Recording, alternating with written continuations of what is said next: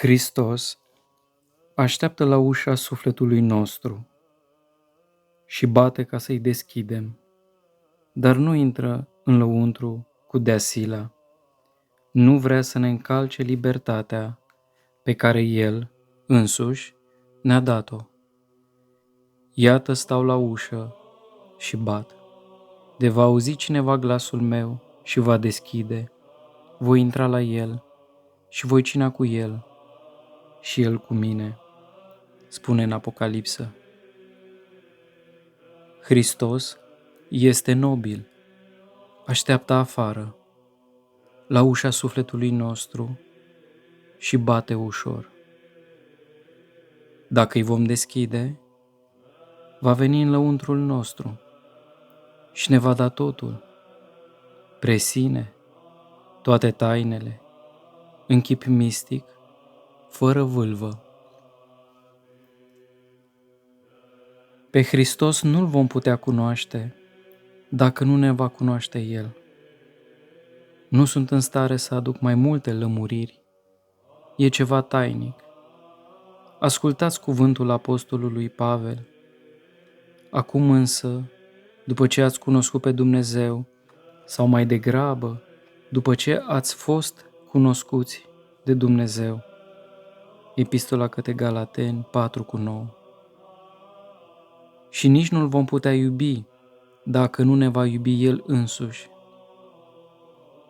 Hristos nu ne va iubi dacă nu suntem vrednici să ne iubească. Ca să ne iubească, trebuie să afle în lăuntrul nostru ceva aparte. Vrei, ceri, încerci, te rogi, dar nu primești nimic. Te pregătești să dobândești cele voite de Hristos spre a veni în lăuntrul tău Dumnezeescul har, dar nu poate pătrunde când acolo nu se află ceea ce omul trebuie să aibă. Și la ce mă refer?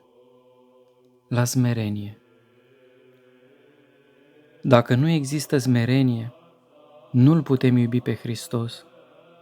Smerenia și lipsa oricărui interes personal în adorarea lui Dumnezeu.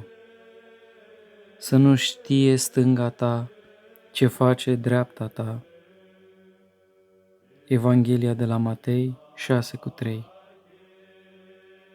Nimeni să nu ne vadă, nimeni să nu priceapă în ce fel se manifestă adorarea ta față de Dumnezeu. Toate acestea să se petreacă tainic, mistic, să faceți și voi asemenea asceților. Vă amintiți când v-am vorbit de mica aceea priveghetoare? Își sloboade trilurile în pădure, în tăcere. O ascultă, o laudă cineva? Nimeni. Ce frumos trilă acolo în pustietate! Ați văzut cum mi se umflă pieptul?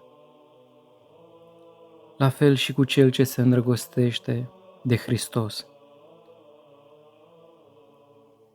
Dacă iubește, pieptul îi se umflă, pătimește, vorbește despre el până răgușește. Se așează într-o peșteră, o vâlcea, și trăiește pe Dumnezeu tainic, cu suspine negrăite. Acesta-i semnul că trăiește pe Dumnezeu, întrucarele toate viază și se mișcă, fiindcă în El trăim și ne mișcăm și suntem. Faptele Apostolilor 17:28. Ei, când ajungi la o asemenea smerenie și silești harul lui Dumnezeu să se sălășluiască în tine, atunci ai câștigat totul. Când ai smerenie, te faci prizonier în sens bun al lui Dumnezeu, cu alte cuvinte, vas al harului dumnezeiesc, și atunci poți spune și tu dinpreună cu apostolul Pavel: și nu eu mai trăiesc, ci Hristos trăiește în mine. E foarte ușor să se înfăptuiască aceasta, adică voia lui Dumnezeu. E foarte ușor. E de ajuns să punem început ca să primim dumnezeescul, să ne facem vrednici de Dumnezeu, ca Hristos să se aplece asupra noastră. Și dacă Hristos se apleacă asupra noastră, ne dăruiește libertatea. Unde să afli cuvinte pentru aceste taine? Întreg secretul este iubirea, erosul dumnezeiesc față de Hristos.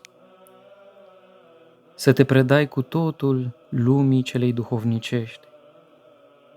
Atunci nimeni nu simte nici singurătatea, nici nimic altceva. Trăiește cu totul în altă lume, în care sufletul se bucură, se veselește, de care nu se poate niciodată sătura.